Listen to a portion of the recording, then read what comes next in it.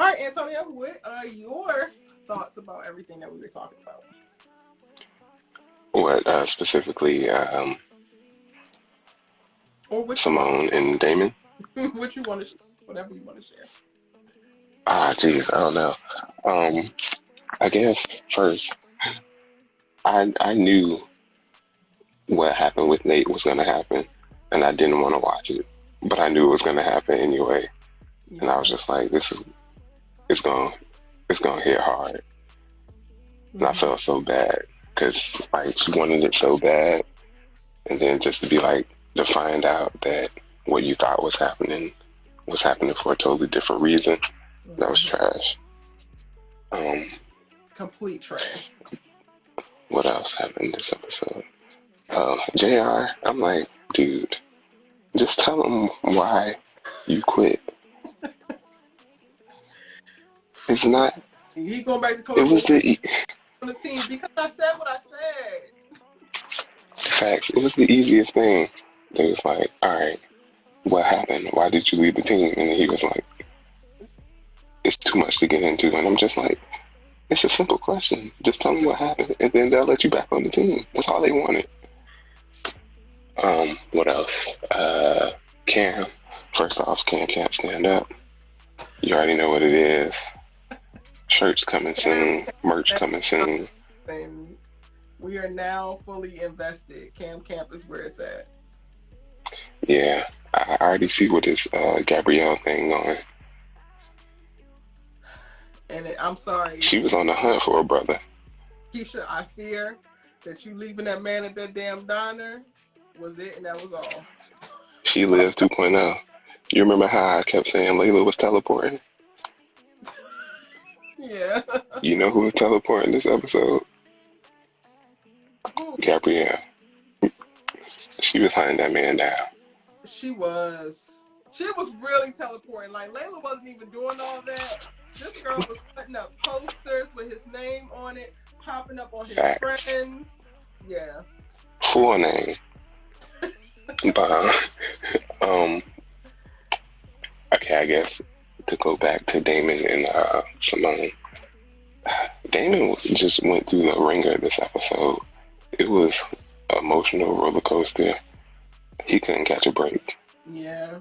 And I felt real bad for him when he found out that his dad was in the hospital because he was blaming himself a lot and thinking that he was the one who caused the setback for him to have to go into the hospital, which as like a kid, like to feel that way about your parent, like I can only imagine like how crazy that was.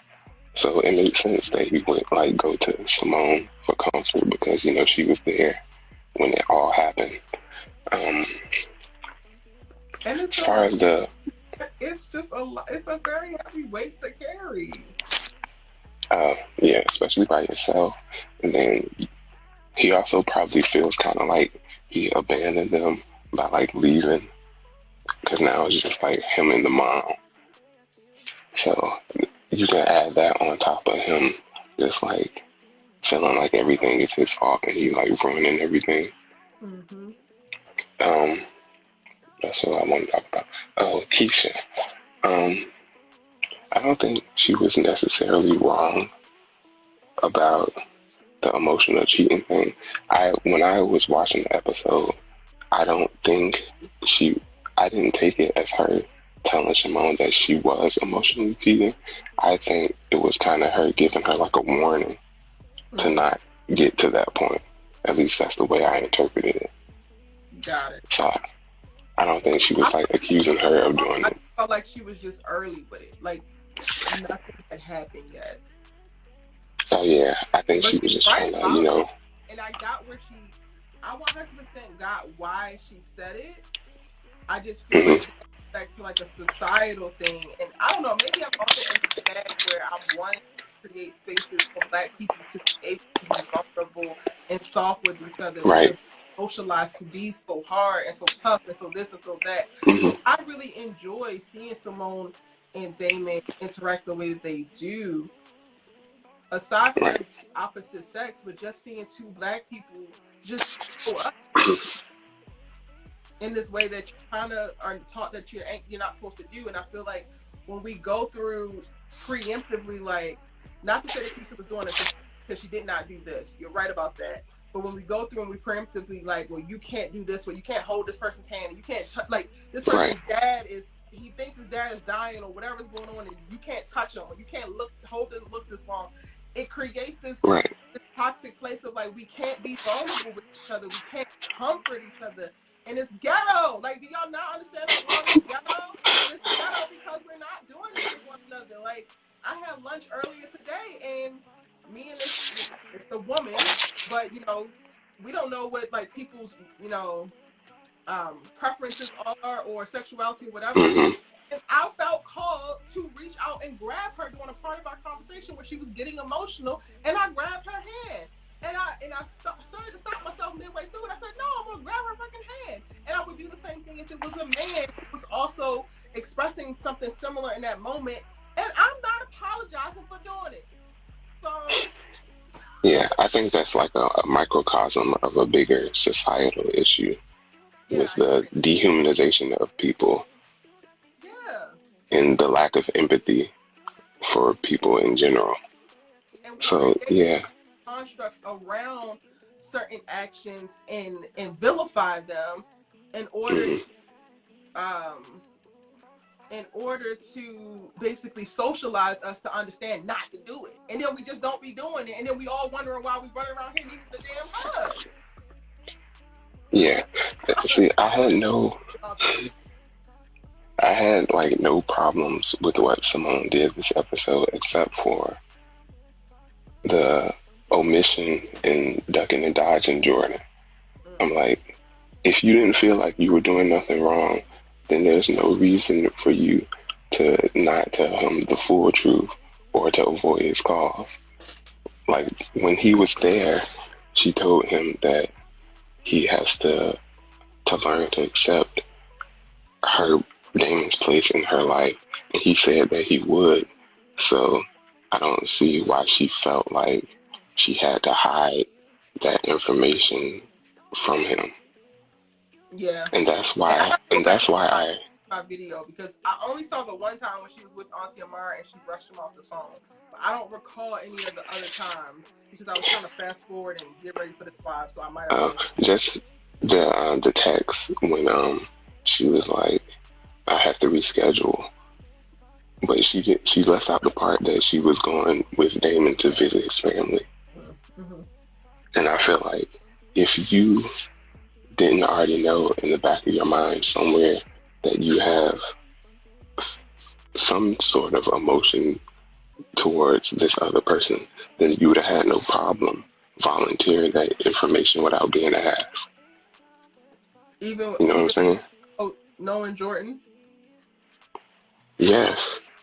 Because they had had a conversation about it. As far... Yeah, because I'm saying, like, they generally had a good track record of having conversations about a subject, addressing that subject, and then moving on with that. And I don't think that she kept it out because she was trying to, like, hide that she had feelings. I think she kept it out because in the space that she was in, she was trying to be fully present for Damon, and she didn't have time to give Jordan 20, 30, 40, an hour, minutes to, like, come to grips with her going to Chicago with him. I can see that. That's what would have taken. Yeah, I can see that. But I'm also of the mind of, like, whether she wants... Sorry? I do agree that she should have said something. I just get why she didn't. Yeah, and I think a part of why she didn't, or why it was a little easier, was because I really do feel like she already knows that she had some sort of unresolved type of feelings for Damon other than just their friendship. I think she's been fighting it herself internally, and she just hasn't... I think she kind of been like stuffing her feelings down about it and pushing it to the back burner and just putting it under the guise of just being there to support him. When, while yes, that is true, but I don't think it was mutually exclusive. Her like having feelings for him and also wanted to support him. Because like in the previous episodes, yeah, they've always been close, but even in the beginning when she was at his house talking to the mother, I think she was starting to think about her feelings for him then too. Because like the look on her face when the mom left the room and it was just her in there by herself and she was looking out to the window, I feel like she was starting to examine, or she maybe was starting to examine some of the feelings that she didn't think she had, whether they were like intentional or not.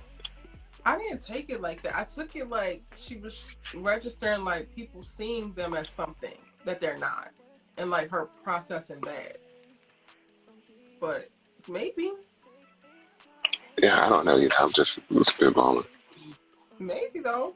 I could be totally missing it because I'm so, very much so wrapped up in this platonic love that I think that they have shown us. Maybe. Yeah. And Damon knew what he was doing when he played that song. When he did what? When he picked that song for them to dance to. I'm like, okay, bro, you're not playing fair now. You already the lyrics. Come on, you know what the lyrics say. Is it irony that it just describes their situation? No, he did that on purpose. Exactly. But then again, he was in a very emotional space, so I can't blame him too much. But as far as like Damon, other than that, I don't really think he did anything wrong either. I think that's spin for me. That's what? That spin for me was it. Oh yeah. If you just friends, then you keeping arms around the neck, hands on the side, swaying back and forth. That's the only type of dance we doing as friends. You ain't. Yeah. Facts. With the head on the chest and the look back, nah, it was over then. But yeah. Other than that, did I miss anything? I don't think so. I gotta go back to the all honesty, because aside from Nate, Thea, everything else was really kind of blurred for me. Yeah, I think that's pretty much all I think that's all I got.